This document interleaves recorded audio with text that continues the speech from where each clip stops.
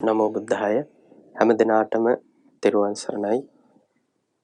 වැඩ සිටින අපගේ ගෞරවනීය පින්වත් ස්වාමීන් වහන්සේගෙන් අවසරයි. අපට මේ උතුම් ධර්මයේ කියා දුන් ගුරු දේවෝත්තම කල්යාණ මිත්‍ර පරම පූජනීය පින්වත් ලොකු ස්වාමින් වහන්සේට අපගේ নমස්කාරය වේවා. සාදු සාදු සාදු. පින්වත්නි, අපි මේ දිගටම පටිසෝතගාමී මේ උතුම් සදහම් පිළිසඳරේදී අපි සාකච්ඡා කරගෙන ආවේ සෝවාන් ශ්‍රාවකයා පිළිබඳ සහ ඒ සෝවාන් මාර්ගය පිළිබඳව. ඒ වගේම පින්වත් ස්වාමීන් වහන්සේ අපි කලින් දවසේ සාකච්ඡා කළා සෝවාන් ඵලයට පත් වෙන ශ්‍රාවකයා.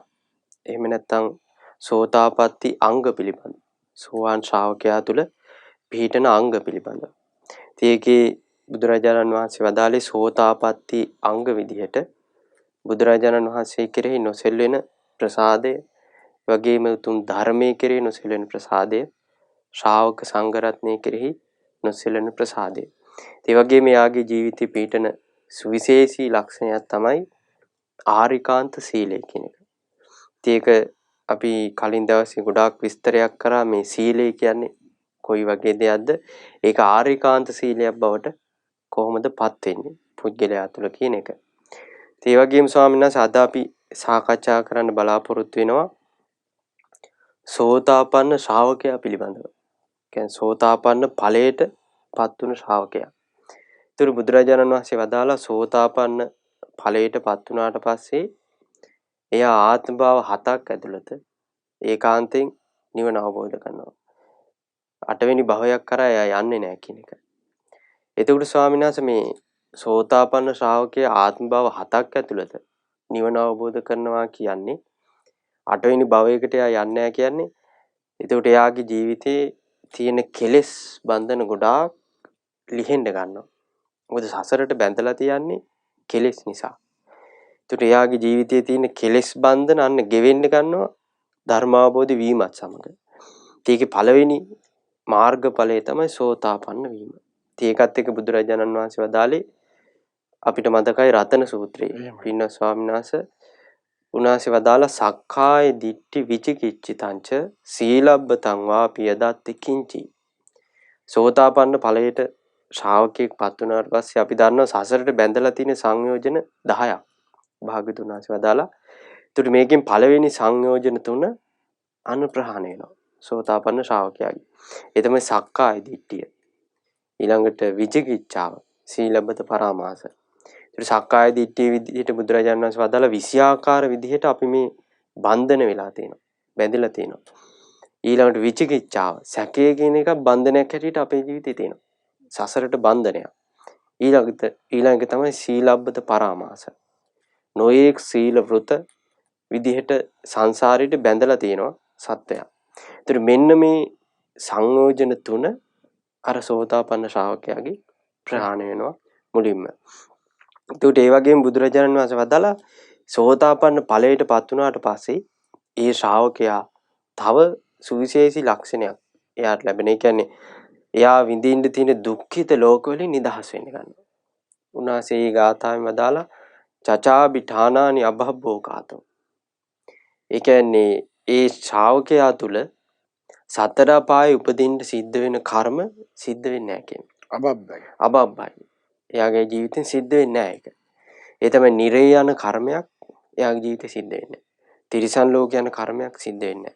പ്രേත ලෝක යන කර්මයක් එයාගේ අතින් සිද්ධ වෙන්නේ. අසුර ලෝක යන කර්මයක් සිද්ධ වෙන්නේ.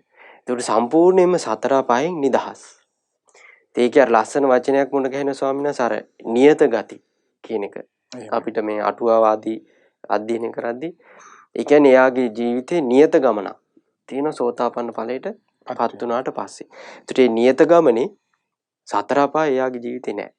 සතර අපාය නිදහස්. එක්ක මනුස්ස ලෝකේ, එක්ක දෙවියන් අතර, එක්ක බ්‍රහ්ම ලෝකේ. එතකොට මේ සතර අපාය යන කර්ම තියෙනවා. බුදුරජාණන් වහන්සේ වදාලා. ඒ තමයි කර්ම 6ක්. පංච ආනන්තරී පාප කර්ම සහ නියත මිත්‍යා දෘෂ්ටි.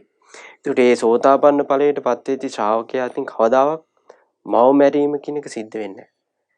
පියා මැරීම කියන එක සිද්ධ වෙන්නේ නැහැ. රහතුන් මැරීම කියන එක සිද්ධ වෙන්නේ නැහැ. ඊළඟට දුෂ්ට සිතින් තථාගතයන් වහන්සේගේ සිරුරේ ලේසල වීම කියන එක සිද්ධ වෙන්නේ නැහැ. ඊළඟ තමයි සංඝ වේද පාප කර්මය එයාගේ ජීවිතෙන් කවදාවත් සිද්ධ වෙන්නේ නැහැ. අබබ්බයි. ඊළඟ තමයි නියත මිත්‍යා දෘෂ්ටියකට එයා වැටෙන්නේ නැහැ. එහෙමයි. ඒ වගේම සාංශ අපිට තව දීර්ඝ විස්තරයක් භාගතුන් වහන්සේ වදාළ දේශනා තියෙනවා. එයා කවදාවත් වෙනස් ශාස්ත්‍රවරයෙක් සරණ යන්නේ නැහැ කියලා. ඉතින් අපි ඉදිරියේදී සූත්‍ර සාකච්ඡා කරනවා. කියන්නේ සෝතාපන්න ශ්‍රාවකයා තුළ මේ ලක්ෂණ ඒකාන්තයෙන් පිහිටනවා කියලා භාගතුන් වහන්සේ වදාළා. ඉතින් රතන සූත්‍රයේ සඳහන් කරුණම මේ සිහිපත් කළේ. ඉතින් කර්මයාගේ අතින් මේ 6 කර්මයක් කවදාවත් සිද්ධ වෙන්නේ නැහැ. සෝතාපන්න ශ්‍රාවකයාගේ. ඒතර ස්වාමීන් වහන්සේ අද අපි මුලින්ම සාකච්ඡා කරන්න බලාපොරොත්තු වෙන්නේ මේ සක්කාය දිට්ඨිය කියන එක. ඒතර සක්කාය දිට්ඨිය මේ ශ්‍රාවකයාගේ සෝතාපන්න ඵලයට පත්වීමත් එක්ක ප්‍රහාණය වෙනවා. ඒතර සක්කාය දිට්ඨිය ප්‍රහාණය වෙනවා කියන්නේ එන සක්කාය දිට්ඨිය කියන්නේ එයා සසරට බැඳලා තියෙන ලොකු බන්ධනයක්. සසරේ ගෙනියන්නේ සත්‍යය. ඒකට ඇත්තටම ස්වාමීන් වහන්සේ මොකද්ද මේ සක්කාය දිට්ඨිය කියන්නේ? කොහොමද මේ සක්කාය දිට්ඨිය සත්‍යව සසරට බැඳලා තියෙන්නේ? සහ කොහොමද මේ සක්කාය දිට්ඨිය නිදහස් වෙන්නේ? නමෝ බුද්ධාය හැම දිනාටම තෙරුවන් සරණයි. වැඩ සිටින අපි පින්වත් ස්වාමීන් වහන්සේගෙන් අවසරය. ශ්‍රද්ධාවන්ත පින්වත්නි, පින්වත් ස්වාමීන් වහන්සේ අහුවා වගේ සක්කාය දිට්ඨිය කියන කරුණ.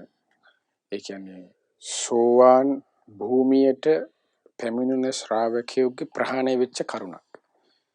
සක්කාය දිට්ඨිය ගැන කියනකොට අපේ ස්වාමීන් වහන්සේ මතක් කළා.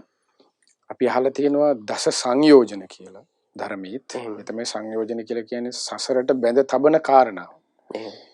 එතකොට සසරෙහි යන කෙනාද සසර කියලා කියන්නේ ඉපෙදෙමින් මෙරෙමින් ඉපෙදෙමින් යන ගමනට බුදුරජාණන් තනි වචනයක් දේශනා කළා සසර ගමන කියලා. එතකොට මේ සසර ගමන ඉපෙදෙමින් මෙරෙමින් යන්නේ සතර පාය, මනුස්ස, ඒ වගේම දිව්‍ය බ්‍රහ්මතල. එතකොට ওই ලෝකවල තමයි ඉපෙදෙමින් මෙරෙමින් යන්නේ. ඒ ඉපෙදෙමින් මෙරෙමින් යන ගමන තමයි යන්නේ සංසාර ගමන කියලා කියන්නේ. ඒ ගමනේදී දැන් අපි මේ ඉන්නේ මනුස්ස ලෝකේ. එතකොට දැන් සතර අපායත් මේ සසර ගමනට අයිති ලෝක හතරක් එතන තියෙන සතර අපාය. මේ සතර අපාය කියන එක භාග්‍යතුන් වහන්සේ දේශනා කළේ මේ සසර ගමනේ යන සත්වයාගේ මහගෙදර වගේ කිව්වා. එයා කැරකි යහපව් යන්න බර අර නිරේ പ്രേත ලෝක තිරිසන් ලෝක අසුර ලෝක ආදී මේ සතර අපායන් වලට වැඩිපුර. එතකොට ඒ සතර අපායකින් නිදහස් වන, ඒ කියන්නේ සතර අපායෙන් නිදහස් වීමට උපකාර වන්නා ප්‍රහාණය මෙන්න මේ සක්කාය දිට්ඨිය කියන කරුණ ප්‍රහාණයත් එක්ක ඔහු නිදහස් වෙනවා මේ සතර අපාය. එතකොට ඒ වගේ සසරට බැඳ තබන එක කාරණාවක් තමයි ඔන්න සක්කාය දිට්ඨිය. ඊළඟට දස සංයෝජන වලින් පළවෙනි එක සක්කාය දිට්ඨිය, විචිකිච්ඡා, සීලබ්බත පරාමාස. තව කාමරාගයේ කොටස් දෙකක් බෙදනවානේ, උද්දම් භාගීය සංයෝජන සහ ඊට පස්සේ මේ ඕරම් භාගීය සංයෝජන කියලා. උද්දම් භාගීය කියලා කියන්නේ ඉහළට ඇද තබන, උද්දම් කියලා කියන්නේ. ඕරම් භාගීය කියන්නේ පහළට. පහළට ඇද තබන කාරණාවන් වලින් තුනක් තමයි මේ සක්කාය දිට්ඨියත්, විචිකිච්ඡාවත්, සීලබ්බත පරාමාසයත් කියලා කියන්නේ. දැන් පහළට ඇද තබන ඒ ඕරම් භාගීය සංයෝජන ධර්ම පහක් තියෙනවා. ඒකෙන් තුනක් ඔය තියෙන. ඊළඟ තමයි කාමරාගය සහ පටිගය කියන එක. හතරවෙනි එක සහ පස්වෙනි එක. එතකොට තමයි පහළ කියලා කියන්නේ හීන ධාතුව කියන එක. ඒක තමයි කාම ලෝකවලට. උද්දම් භාගීය කියලා කියන්නේ ඉහළ බ්‍රහ්මතල ආදී දේවල්. එතකොට එහිදී දැන් සෝවාන් ශ්‍රාවකයාගේ පහළට ඇද තබන ලෝකවලින් හතරකින් නිදහස්. හැබැයි සෝවාන් ශ්‍රාවකයට තව තියෙනවා පහළට ඇද තබන කාරණාවන් දෙකක්. මනුස්ස ලෝකයේ සහ ඊට පස්සේ දිව්‍ය ලෝක. මොකද ඒ දෙකේ කාමරාගය සහ පටිගය කියන එක තියෙනවා. එතකොට මෙහිදී සක්කාය දිට්ඨියෙන් ප්‍රහාණය කරවන්නේ අර පහළට තබන කාරණාවන්ගෙන් කරුණු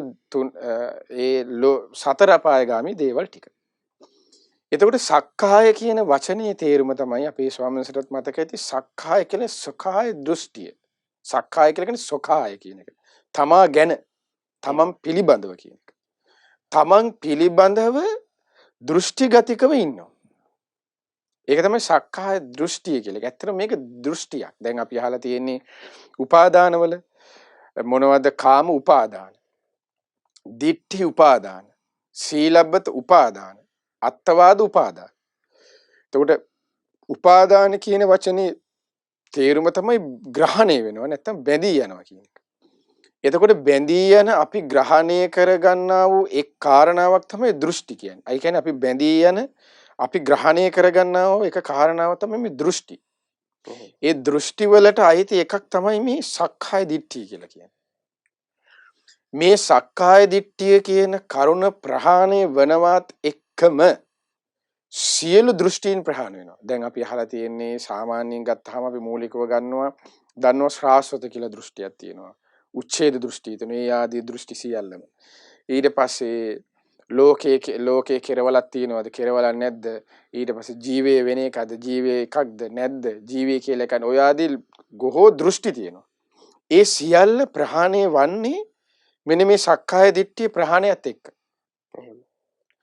එතකොට සක්කාය දිට්ඨිය කියලා කියන්නේ ඇත්තටම මෙතන සක්කාය දිට්ඨිය කියන එකේදී මුල්වන්නේ හැම එකකම එකම ස්වභාවයක්. ඒ තමයි එයා ගන්නේ ආත්මයි කියන සංඥාව. ආත්ම කියලා කියන්නේ අපි අහලා තියෙනවා ධර්මයෙන් ආත්ම කියන වචනේ තේරුම තමයි තමාගේ වශයෙන් පවත්වා ගන්න පුළුවන් කියන එක. අනාත්මයි කියන්නේ තමාගේ වශයෙන් පවත්වා ගන්න බෑ. ධර්මයේ තියෙන අනිත්‍යයි දුකයි අනාත්මයි. අන්න එතකොට අනාත්ම කියලා කියන්නේ තමාගේ වශයෙන් පවත්වන්න බෑ කියන එක. ආත්මය කියන්නේ ඔන්න තමාගේ වශයෙන් පවත්වන්න පුළුවන් කියන එක. දැන් ශ්‍රාවකයාගේ සතුව තිබෙන අවබෝධය තමයි මොකද්ද? තමාගේ වශයෙන් පවත්වා ගන්න බෑ කියන ආත්මී අනාත්මයි කියන එක යම් ප්‍රමාණයකට තේරුම් අරගෙන. මෙතන ඥානයක්. නමුත් සක්කාය දිට්ඨිය තුල තියෙන්නේ කොහොමද? ආත්මයි කියන දෘෂ්ටිය. එතකොට මේ සක්කාය දිට්ඨියට තව නමකින් හඳුන්වනවා ආත්ම දෘෂ්ටිය කියලා. ආත්ම දෘෂ්ටිය සක්කාය දිට්ඨිය වගේ වචන වලින් හඳුන්වනවා. මෙතන මූලික වෙන්නේ ආත්මීය වශයෙන් ඔහු තමාගේ වශයෙන් පවත්ව ගන්න පුළුවන් කියලා බැඳෙන්නේ මූලික කරගෙන ශාස්ත්‍රඥයන්සේ පැහැදිලි කරන්නේ පංච උපාදානස්කන්ධය මුල් කරගෙන. ඒතර පංච උපාදානස්කන්ධය අපි දන්නා පහක් තියෙනවා. රූපය, වේදනාව, සංඥාව, සංස්කාරය, විඥානය කියන කරුණු පහ. රූප, වේදනා, සංඥා, සංකාර, විඥාන. ඔය පහ. එතකොට ඔය පහේ එකක් ගමු අපි. රූපය කියන එක මොකද? රූපයට එයා ආකාර හතරකින් ආත්මීය වශයෙන් බෙදෙනවා. ආත්ම දෘෂ්ටියෙන් ආකාර හතරකින් බෙදෙනවා. එතකොට රූපයට හතරයි. ඊළඟ එක වේදනාවනේ. විඳීමට හතරයි. ඊළඟ එක සංඥාවනේ. සංඥාවට හතරයි. ආත්මීය වශයෙන්. සංස්කාරයට ආත්මීය වශයෙන් හතර ආකාරයි. විඥාණයට ආත්මීය වශයෙන් ඒ කියන්නේ තමාගේ වශයෙන් පවත්වා ගන්න පුළුවන් කියන ආකාරයෙන් හතරයි. එතකොට රූප, වේදනා, සංඥා, සංඛාර, විඥාන කියන පහේ ඒවට එකින් එකට හතර ගානේ හතරවරක් පහ කීයද? 20යි. අන්න එතකොට තමයි 20 ආකාර සක්කාය දිට්ඨිය කියලා කියන්නේ. ඔන්න ඔය 20ම ඔහුගේ ප්‍රහාණය. ඒ ප්‍රහාණය තමයි අන්න සෝවාන් කියලා කියන්නේ. එතකොට ඔය සෝවාන් වෙලා සක්කාය දිට්ඨිය ප්‍රහාණය කරනවා නෙමෙයි මේ සක්කාය දිට්ඨිය ප්‍රහාණය වනවත් සමගම සාක්ෂාත් වන්නා වූ ඵලයට කියනවා අන්න සෝවාන් කියලා. එතකොට මේ විශ්ව මොකද්ද? දැන් අන්න ඒක තමයි අපි මේ සාකච්ඡා කරන්නේ.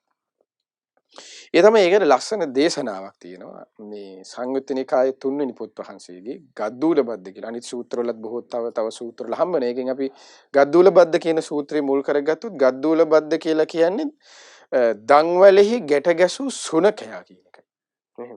එතකොට කණුවක දන්වැලකින් ගැට ගහලා දැන් කණුව එක කොනක් දන්වැල ගැට ගහලා තියෙනවා කණුව එක කොනක්. ඊට පස්සේ අනිත් කොන තියෙන බල්ලගේ බෙල්ලේ දන්වැල. එතකොට මේ බල්ලට ගමන් කරන්න පුළුවන් අර දන්වැලේ දුර සීමාවට කණුව වටේ විතරයි. දන්වැලේ දුර ප්‍රමාණයට විතරයි. එතකොට අන්න ඒ වගේ කියන මේ සක්කාය දිට්ඨියට හවුවෙච්ච කෙනා කියලා කියන්නේ. ඔහුගේ සිත අන්න ඒ එක්තරා සීමාවක විතරයි තියෙන්නේ. අන්නේ සීමාවක තියෙන සිතට ඔහුගේ චිත්තයේ බුදුරජාණන් ධර්මයෙන් හඳුන්වන වචනයක් ඒකට කියන පාටු සිත කියලා. ඒ සීමාවෙන් අන්න දන්වැල ගැලවුවා. දන්වැලේ පුරුක් සින්දට පස්සේ ඒ බලු පැටියට මොකද කරන්නේ? ඕන තරම් ඔහුගේ සීමාවෙන් එපිට නිදහසේ ගමන් කරන්න පුළුවන්. අන්න ඒකට කියන පුළුල් සිතක් කියලා. සක්කාය දිට්ඨිය තුල තිබෙන කෙනා සිටින්නේ පටු සිතක් තුලයි. ඒ පටු සිත කියලා කියන්නේ මෙන්න මේ වගේ ස්වභාවය. ඒ තමයි ඔහු බලාපොරොත්තු වෙන ලාභය, සත්කාරය, කීර්තිය, ප්‍රශංසාවක, ලාමක ඉච්ඡා, උපක්ලේශ ඔය ආදී දේවල් ඔක්කොම තියෙන්නේ අර පටු සිතේ එකයි. මමත්වය. ඒ කියන්නේ තමායේ දැන් සක්කාය කියලා කියන්නේ සොකාය දෘෂ්ටිනේ. තමන් ගැනනේ හිතන්නේ. එතකොට මම ගගව ඉස්සරහට ඉන්නේ සක්කාය දෘෂ්ටියත් එක්ක. එහෙම. එතකොට මේ සියල්ල තිබෙන්නේ අර පටු සිතේ ගතිය. ඒතර දන්වලේ සීමාව විතරයි. එතකොට ඇයි එහෙම වෙන්නේ? යාට අර පංච උපාදානස්කන්ධය කිරි ආකාර 20කින් ඔහු බැඳලා ඉන්නවා ආත්මීය වශයෙන්. තමන්ගේ වශයෙන් පවත් ගන්න පුළුවන් කියලා. ඔන්න ඒක අපි රූපය කියන එක මුල් කරගෙන කතා කරමු. රූප උපාදානස්කන්ධය කියන්නේ. ඒ තමයි භාගතුන් වහන්සේ දේශනා කරනවා කොහොමද? පින්වත් මහණෙනි,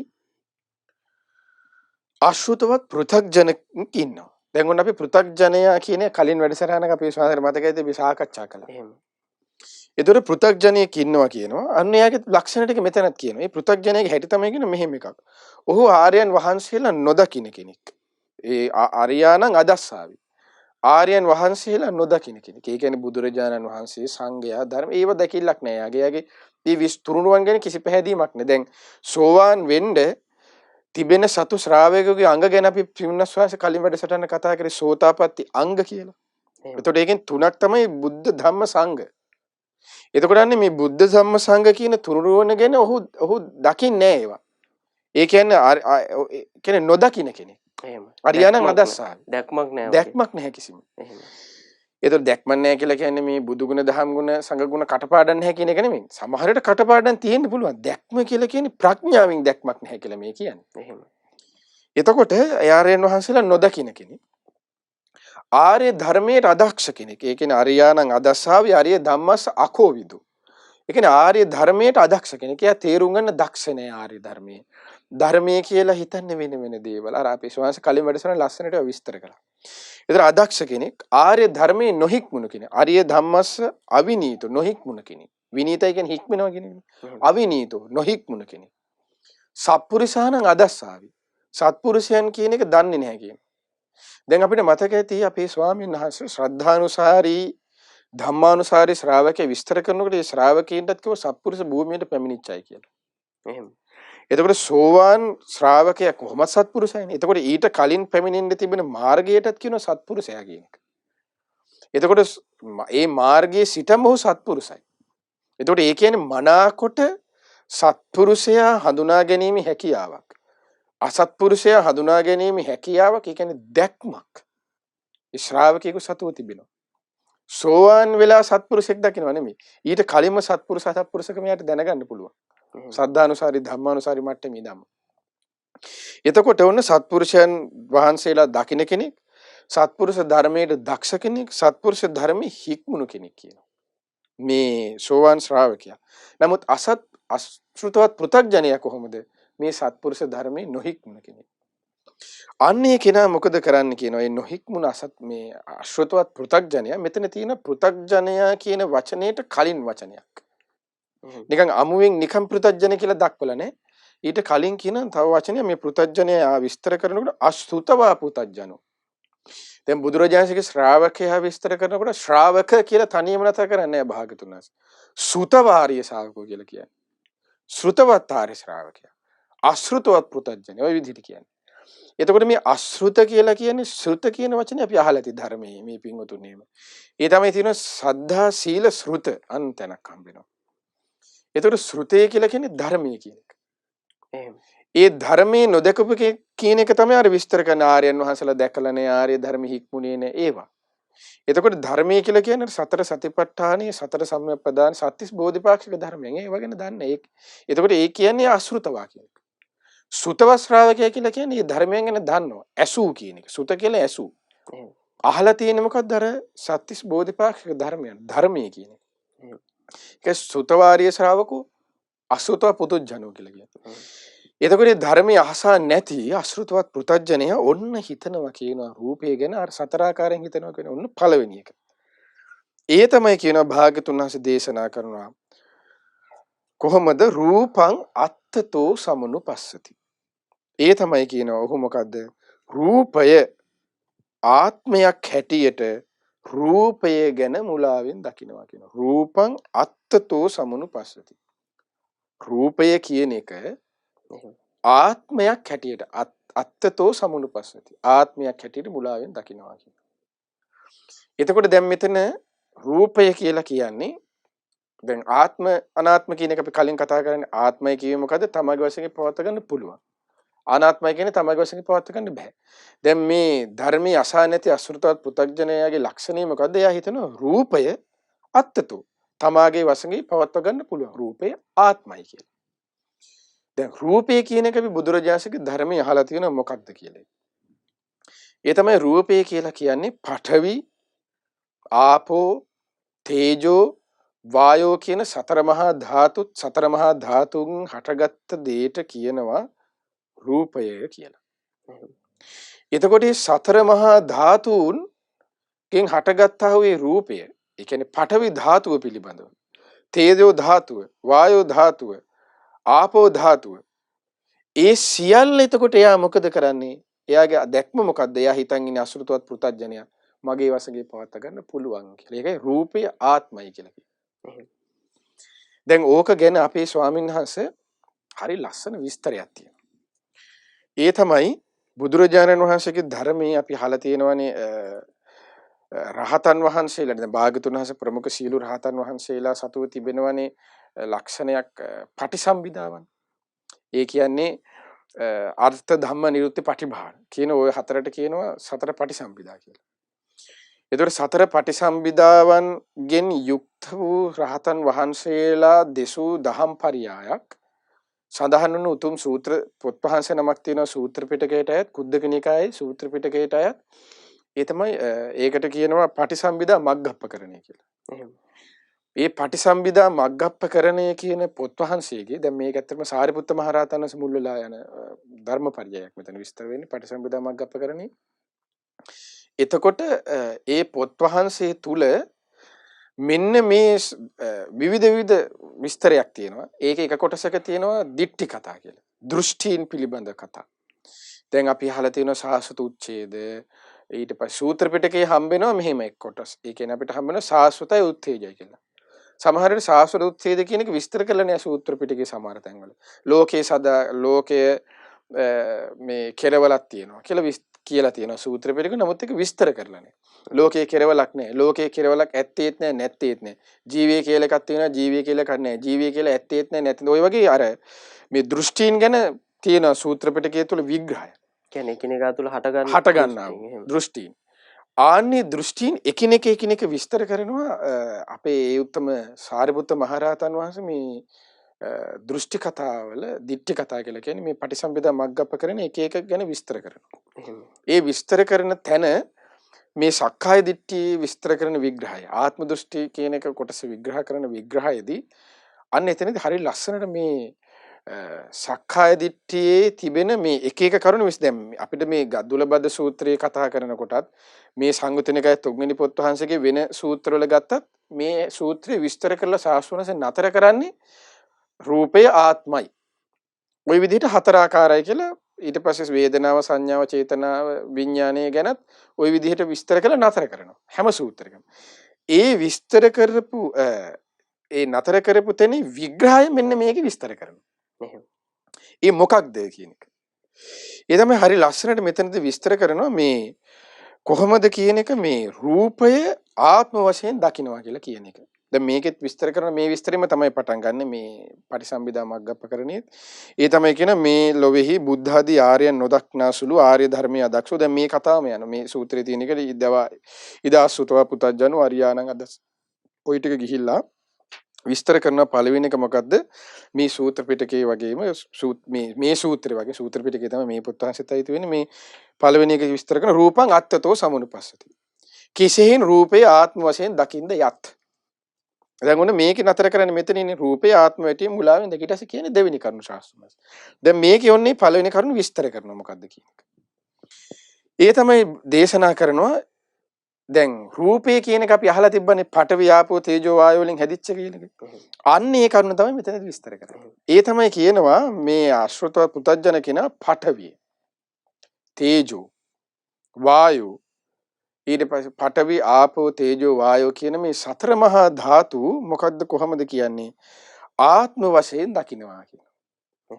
දැන් රූපයනේ ආත්ම වශයෙන් දකින්නේ. රූපය තමාගේ වශයෙන් පවත්වා ගන්න පුළුවන් කියලානේ ආත්ම වශයෙන් දකින්නේ. රූපේටයි රූපේ කිව්වේ සතර මහා ධාතුන් හටගත් එකනේ. එතකොට රූපය කියන එක හටගන්න උපකාරන සතර මහා ධාතුනේ. එතකොට ඒ ආත්ම වශයෙන් දකින්න මොකද අර හටගන්න උපකාර වෙච්ච කාරණා. ඒක රූපේ ඇතුළේ තිබෙන කරුණු ටික තමයි යා ආත්මය කියලා දකින්නේ කියනවා. ඒ කියන්නේ පඨවි ධාතුව කියන එක මේ රූපේ සතුව පවතින පඨවිය කියන එක ආත්ම වශයෙන් පවත්වා ගන්න පුළුවන් කියන එක.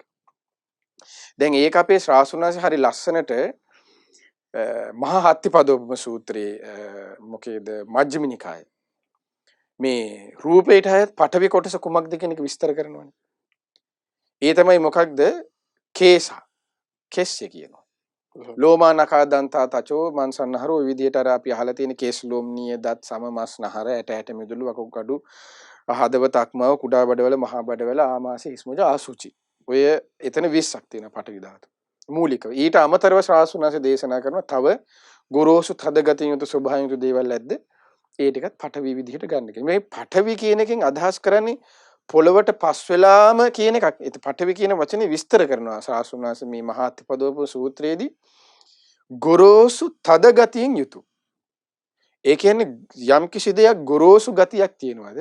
තද ගතියෙන් යුතු ගතියක් තියෙනවද? ඒ වගේම පොළවට පස් වෙලා යන ලක්ෂණයකින්ද යුක්තයිද? ඒ ඔක්කොටම කියන්න පුළුවන් පඨවි කියන එකයි කියන්නේ. එතනදී මූලිකව තමයි අර විස්තර කරන්නේ කෙස්ලොම් නියදත් කියලා. ඊට අමතරව ශ්‍රාසුන දේශනා කරන මහා අතිපදෝපම සූත්‍රයේදී ගොරෝසු තද ගතිය යුතු මේ වගේ පොළොවට පස් වෙන ලක්ෂණ යුතු දේවල් ඒ ඔක්කොම පඨවි. එතකොට ආන්නේ පඨවි කොටස් ටික මේ ආශ්‍රිතවත් ප්‍රදජ්ජනය මොකද කරන්න කියලා හිතනවා. රූපේ ආත්මය කියන එකෙදි කියන්නේ මොකද? ඒ කොටස් ටික ඔක්කොම තමාගේ වශයෙන් පවත්වා ගන්න පුළුවන් කියලා හිතනවා. මේක හරි ලස්සන මේ ඒ කොටස විස්තර වෙන්නේ මේ පටිසම්භිදමක් ගපගෙන මෙතන. එතකොට විස්තර කරනකොට මෙතන ඒ කියන්නේ කෙස් කියන එක තමාගේ වශයෙන් පවත්වන්න පුළුවන්. ලොම් කියන එක තමාගේ වශයෙන් පවත්වා ගන්න පුළුවන්. මේක අවබෝධයක් නෙමෙයි මේක දෘෂ්ටියක් විදිහට ගන්න කියන. දැන් මේක හරි ලස්සනට විස්තර වෙනවා. පඨවි ධාතුව කියන්නේ වෙන එකක් කියනවා. දෘෂ්ටි කියන්නේ තව එකක් කියනවා. ඒ දෙක එකතුවකින් තමයි මේ දෘෂ්ටිය කියන එක හැදෙන්නේ කියනවා. හරි ලස්සනයි මේ කියව ගන්න පුළුවන් නම් කෙනෙකුට මේ පටිසම්භිදා මග්ගපකරණය කියන පොත් වහන්සේ දැන් අපි හිතන්නේ පඨවි ධාතුවේ දෘෂ්ටිය කියන්නේ එකක් කියලා නෑ. මේක විස්තර කරන දෘෂ්ටිය කියන්නේ එකක්. පඨවි ධාතුව කියන්නේ තව එකක් කියනවා. පඨවිය කියන්නේ දෘෂ්ටියක් නොවේ කියනවා. පඨවිය කියන එක ගැන වැරදි ආකාරයෙන් ගැනීම තමයි දෘෂ්ටියක් කියන්නේ. වැරදි ආකාරය මොකද්ද? මේ ආත්මය කියලා. තමගේ වශයෙන් පවත්වා ගන්න පුළුවන් කියන එක තමයි වැරදි ආකාරයෙන් ගැනීම කියන්නේ. එතකොට කෙස් කියන එක ඔහු ගන්නවා කියන වැරදි ආකාරයකින් ආකල්පයක් තියෙනවා මොකද? තමගේ වශයෙන් පවත්වා ගන්න පුළුවන් කියන එක. ආත්මය කියන එක. ලොම් නියදත් ඒ ඔක්කොම ටික. ඊට පස්සේ වායු ආපෝ කොටස් ටිකට අයිති ටික. දැන් රූපේට අයිති ටික ඔක්කොම සතර මහා ධාතුනේ. එතකොට ආපෝ කොටස් ටිකත් එහෙමයි කියන්නේ. ඒ තමයි පිතසෙම සරවලේ දහඩිය තෙල් මන්ද උරුණු තෙල් ඒ ටික අර්ථන 12ක් තියෙනවානේ. ඊට අමතරව වැගිරෙන ස්වභාවයෙන් දේවල් ඇද්ද මහා අත්පදෝම සූත්‍රයේ භාග 3 දේශනා කරන්නේ සියල්ල ආපෝ ධාතුවේ ගන්න කියන. ඒ ටිකත් මෙතන හරි ලස්සනට විස්තර කරනවා. කොහොමද ඒ ටිකත් මෙතන විස්තර කරනවා ඒ සියල්ලත් අන්න එයා ගන්නවා කියනවා ආත්ම වශයෙන්. ඉතින් මේක හරි ලස්සන කොටසක් තියෙනවා. යම් ඊට පස්සේ මේ අසුරුතවත් පෘතජ්ජනයා යමක් දිත්තං සුතං මුතං ඔය විදිහට දැකීමකින් මෘතයකින් ගැනීමකින් යම්කිසි කෙනෙක් කියලා දෙන ස්වභාවයකින් හරි දැකීම මාත්‍රයකින් හරි යමක් පඨවි ආපෝ තේජෝ වායෝ කියලා තියෙනවාද ඒ විදිහට වෙන් ඒව පවා ගන්නවා කියන මේ ආත්මයි කියලා.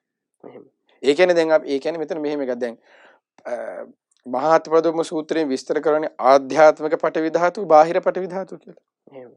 ඒතර බාහිර දීපව ඔහු ගන්නවා කියන ආත්ම දෘෂ්ටිය. මෙතන එතකොට මේ දැන් මේ හරි ලස්සනට මේ මහා අතිපදෝපම සූත්‍රය විස්තර කරන්නේ පංච උපාදානස්කන්ධය හැදෙන්නේ කොහොමද කියන එක. එතකොට හරියි. මේ අනුව ගලපනකොට මේ ඒ සූත්‍රෙට මේ ධර්ම පරයය ගැලපෙනවා. මේ ධර්ම පරයයට ඒ සූත්‍රයේ තියෙන කොටස ගැලපෙනවා. එහෙම. ඒතකොට සාංශ මේ අපි රූපය ගැන තමයි මේ කතා කරගෙන යන්නේ. ඒතකොට අපි සාංශ මතක් කරා මේ ආධ්‍යාත්මික පටවි සහ ධාතු සහ බාහිර පටවි ධාතු.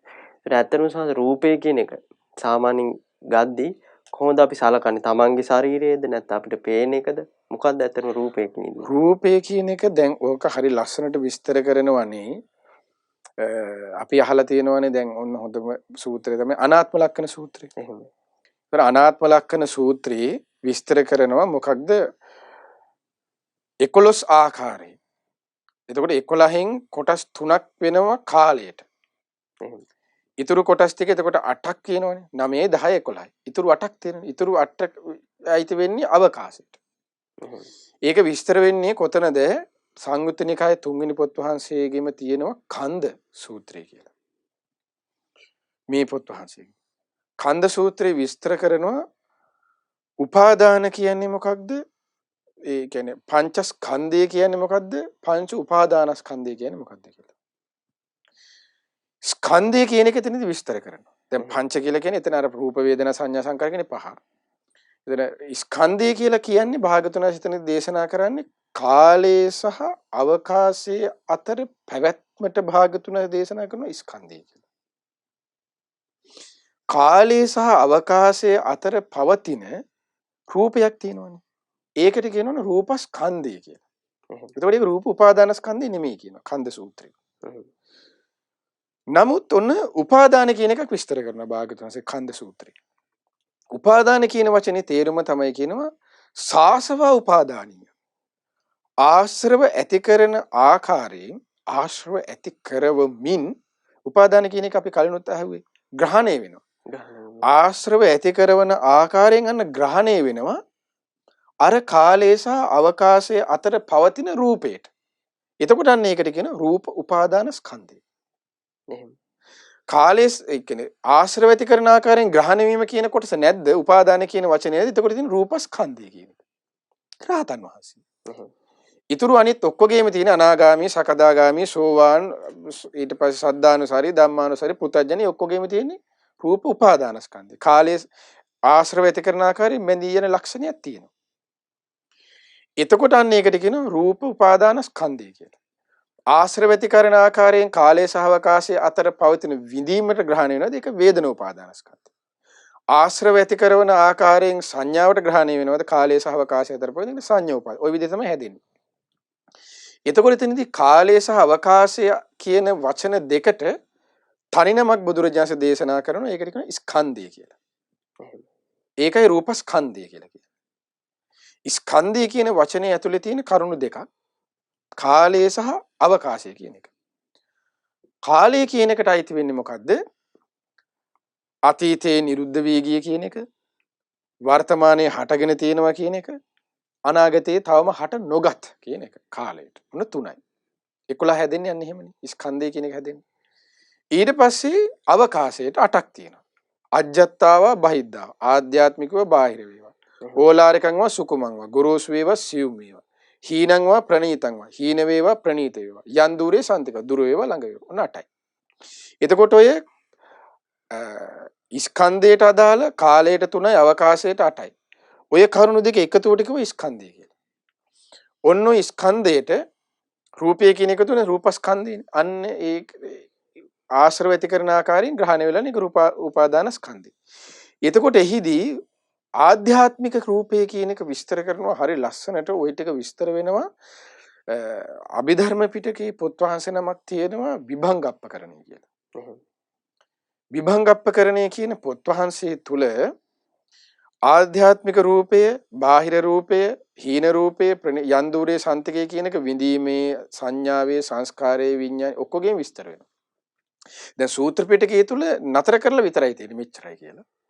අන්න අභිධර්මයේ තුල ඒක ගැඹුරට තව විස්තර වෙනවා. අභිධර්මයේ තියෙන විභංගප්පකරණේ සූත්‍රාන්ත විභංගය කියලා වෙනම කොටසක්.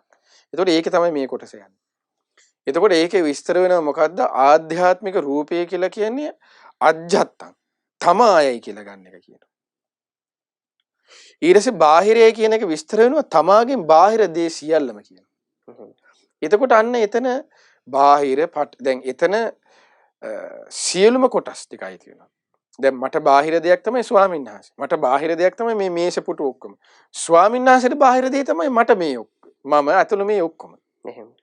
ඒතර ආධ්‍යාත්මයක් කියලා එතනදී සලකන්නේ කියනවා මේ තමාගේ සතර මහා ධාතු පැවැත්මක් කියන. ඊට පස්සේ ආධ්‍යාත්මික බාහිර ඔහොම යනවා විස්තර. ඊට පස්සේ හීන කියලා එතන විස්තර කරන්න කියනවා. අර දැන් අපි කතා කරේ දැන් ඕක හරි ලස්සනට විස්තර වෙනවා. භවය කියන තැනදී මේ හීන කියන වචනේ හරි ලස්සනට විග්‍රහ වෙනවා.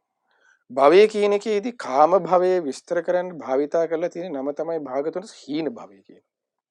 එතනදී විස්තර කරන හීන ධාතු ආවේපක්ඛංචානන්ද කම්මන්නා භවිස්ස. හීන ධාතු විපාක විඳවීම පිණිස කර්මය සකස් වෙලා නැත්තම්. එතකොට හීන කියලා කියන්නේ කාම ලෝක සියල්ල. සතර පාය දිව්‍ය බ්‍රහ්ම මේ සතර පාය දිව්‍ය මනුස්ස කියන එක බ්‍රහ්ම නේ. එතකොට ඔය ටික ඔක්කොම හඳුනනවා හීන කියන එක. හීන ධාතු කියලා. පනීතං කියලා කියන්නේ එතනදී බ්‍රහ්මතල ඉහළ ලෝකතර ආකින්චඤ්ඤයද නේව සංඥා ඒකෝ පනීත. එතකොට හීන පනීත. ආධ්‍යාත්මික බාහිර හීන ප්‍රනීත දුර ළඟ. ඊට පස්සේ ඕලාරික සියුම් කියන එක තියෙනවා. ඊට කලින් ඕලාරික කියලා කියන්නේ ගොරෝසු. එතකොට අපිට ඕලාරිකව දැනෙන මේ ගොරෝසු දේවල් මේ දැන් මේෂ පුටු අපිට දැනෙන මේ හැම එකම ඕලාරිකයි. තමාගේ කියලා සලකන මේ දැනෙන කරකස ගොරෝ ඒව ඔක්කොම ඕලාරික දේවල්. සියුම් දේවල් තියෙනවා. එතකොට සියුම් කියන එකක් විස්තර දැන් අපි ගත්තොත් දැන් ආහාරය කියන එක තේරුම් ගන්නකොත් ඕක හොඳට තේරෙනවා. ආහාරය කියන එකේදී විස්තර කරනවානේ කබලින්කාර ආහාරය. සියුම් හෝ ගොරෝසු කබලින්කාර ආහාරය. එහෙනම් මනුලව ඉන්න අපිට ආහාරය ඕලාරිකයි. ගොරෝසු දෙයක්. දෙවියන්ගේ සියුම්. ඕලාරිකන් සුකුම කියන එක. ඒ උදාහරණ මම මේ කියන්නේ. ඒ වගේ හරි ලස්සනට විස්තර කරන මේ පොත් වහන්සේගේ. ඊට පස්සේ ඕලාරිකන්ව සුකුමන්ව. හීනංව පනීතංව කතා කරලා යන් දූරේ සාන්තිකේව. දුර වේවා ළඟ වේවා. එතකොට ඒකේ විස්තර කරනවා දැන් මෙතන මම සිටිනවනම් මට යම් තාක් දුර ඇද්ද මගින් බාහිර. මේ සියල්ල දුරට ඒ සම්මත කියනවා. ඒක හරි ලස්සනට විස්තර කරනවා කුසල් පාර්ශවික අකුසල් පාර්ශවික අකුසලයට කුසලයේ දුරයි කියනවා. කුසලයට අකුසලයේ ওই විදිහට හරි ලස්සන ලොකු විස්තරයක් තියෙනවා. කියන්නේ 11 ආකාර විදිය කියන එක. එහෙමයි. රූපේට හිත කුසල. විඳීමට වෙනම කොටස් ටිකක් විස්තර. ඒකේ ලොකු විග්‍රහයක් තියෙනවා. දැන් ඒ විදිහට හරි ලස්සනට විග්‍රහ කරනවා. ඒ විග්‍රහය තුල තමයි අන්න විස්තර කරන්නේ මේ පඨවි කියන එක, ආපෝ කියන එක, තේජෝ කියන එක, වායෝ කියන එක. එතකොට මේ විස්තරයේදී තුල ආනි සියල්ල මේ පුද්ගලයා මොකද කරන්නේ අසුරතවත් පෘථග්ජනයා ගන්න කියන ආත්මය කියලා දෘෂ්ටියකින් අරන් ඉන්නේ කියනවා. ආත්මය කියන ග්‍රහණයකට වෙඳලා ඉන්නේ කියනවා. දෘෂ්ටියකින් ග්‍රහණය වෙලා ඉන්නේ කියනවා. තමාගේ වසඟේ පවත්ව ගන්න පුළුවන් කියනවා. එතකොට ඕක තමයි කියන පළවෙනි ආකාරය කියන රූපේ ආත්මය කියලා ගන්නවා කියන එක. එතකොට ඒ සියල්ල දැන් දිව්‍ය තලයක ගත්තත් ඒ දිව්‍ය තලයේ ආත්මය කියලා හිතන් ඉන්නේ. දැන් ඕක හරි ලස්සනට තේරෙනවා අපි ගත්තොත් එහෙම දැන් දිව්‍ය ලෝකේ රූපේ ආත්මය කියලා අපි හිතන් ඉන්නේ. ඒ කියන්නේ අපි මෙහෙම. ඒ කියන්නේ ඔන්න අපි ගමුකෝ දැන් ඕක ඊළඟට විස්තර කරන රූපය ඊට පස්සේ වේදනාව සංඥාව ආත්මය කියලා සංස්කාරය ආත්මය කියලා විස්තර කරනවා.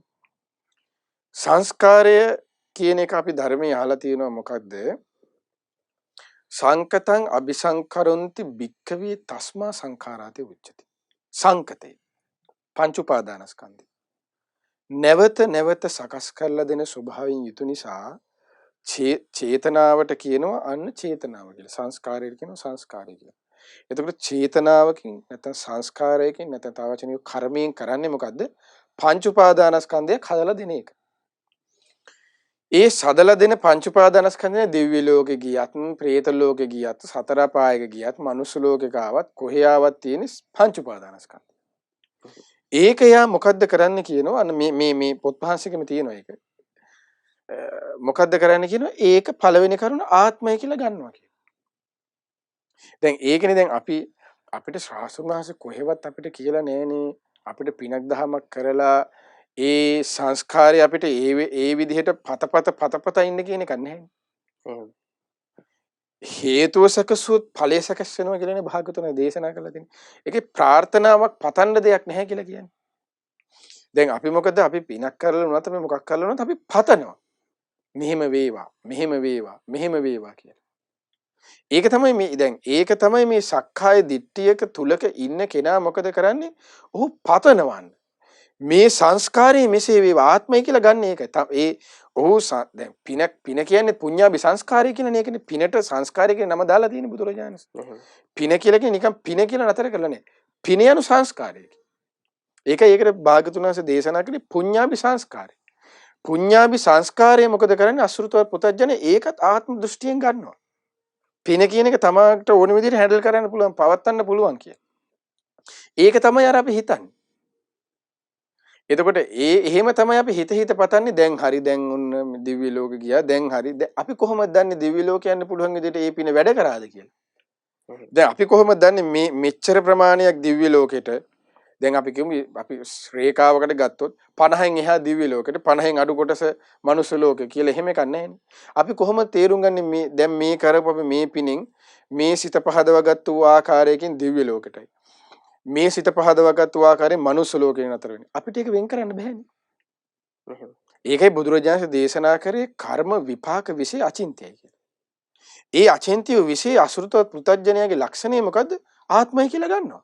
ඒක වැරදි කියනවා ශ්‍රාසුන් වහන්සේ. හැබැයි පින කියන එක ශ්‍රාසුන් වහන්සේ සසඳන්න කියලා තියෙනවා. ඒ සසඳිය යුත්තේ තව කරුණු පහක් එක්ක. ඒ ශ්‍රද්ධාව, සීලය, දහම් දැනුම, ත්‍යාගය, ප්‍රඥාව කියන පහත් එක්කයි සසඳන්න තියෙන්නේ. දැන් චාගානුස්සති භාවනාවේදී දානේ දීලා පින කරලා ඉවරලා ඒ සසඳන්න කියන්නේ ওই පහත් එක්කනේ. අසවල් දිව්‍ය ලෝකයේ දෙවියන් හා මගේ ශ්‍රද්ධාව සමානයි. අසවල් ලෝකයේ දෙවියන් හා සමානයි මගේ සීලය. අසවල් ලෝකයේ දෙවියොත් එක්ක සමානයි ත්‍යාගය. අසවල් ලෝකයේ දෙවියොත් එක්ක සමානයි මගේ මේ ශ්‍රුතය. අසවල් ලෝකයේ දෙවියොත් එක්ක සමානයි මගේ ප්‍රඥාව කියලා. එතකොට ඒ සමානයි කියලා කියන්නේ තියෙන්නේ මේ සමානයි කියව ඉන්න එකක් නෙමෙයිනේ තියෙන්නේ. සමාන වෙන්න ඕන. එහෙම. සමානත්වයක් නැතුව සමානයි කියලා හිතුවට කොහෙද සමානයි කියන්නේ? ඒ කියන්නේ ඒ ගුණධර්ම පහ තමා තුළ තියෙන්න ඕනේ. තියෙන්න ඕනේ. එහෙමනේ දැන් එහෙම නැතුව අපි කොහොමද කොච්චර සමානයි කියලා ඕන කෙනෙකුට හිතන්න පුළුවන්? එහෙම. දැන් චාගානුස්සති භාවනාවේ තුල කරන්නේ මොකද්ද? පින කරලා ඉවර වෙලා ඒ පින කරලා ඉවරලා ඒ සීක බලත් එක්ක සසඳනවනේ හො අසවල් දිව්‍ය ලෝකෙ. එතකොට තමයි අන්නේ දිව්‍ය ලෝකේ සිත පිහිටවන්නේ ඒ සංස්කාරය. ඒක තමයි අර ධර්මයේ තුල තියෙන පත්තනා පටිච්චිදං චේතනා පටිච්චිදං විඥානම් පටිච්ච විඥානේ පිහිටවනවා. චේතනාව පිහිටවනවා. ප්‍රාර්ථනාව පිහිටවනවා. ඒ කියන්නේ පණිදිය. අන්න පිහිටවනවා කියන එක. ඒ පිහිටවන්න උපකාර වෙන්නේ අය සීක බලයි. දැන් සීක බලයක එක කරුණක් නෙමෙයිනේ. පහම තියෙන්න ඕනේ. පහත් ඒක සත්‍ය ලෙස තියෙන්න ඕනේ. ඒ දිව්‍ය ලෝකයේ දෙවියන් එක්ක ශ්‍රද්ධාව ඒ විදිහට සත්‍ය ලෙස සමාන වෙන්න ඕනේ. සමාන නොපේ කොච්චර සමානයි කොච්චර වුණත් තුසිත යන්න ඕනේ. තුසිත තමයි මම මලාට පස්සේ යන්නේ කිය. තුසිත යන ගති ගුණ ටික නැතුව බොහොම තුසිත කියන්නේ. දැන් අද කරන්නේ ගොඩක් එහෙම ඒක තමයි යන්නේ සංඥාව ආත්මය කියලා අරන් ඉන්නවා. මේ සංඥාව නෙමෙයි සංස්කාරය ආත්මය කියලා අරන් ඉන්නවා කියලා කියන්නේ. ඒ සක්කාය දිට්ඨිය නිසා.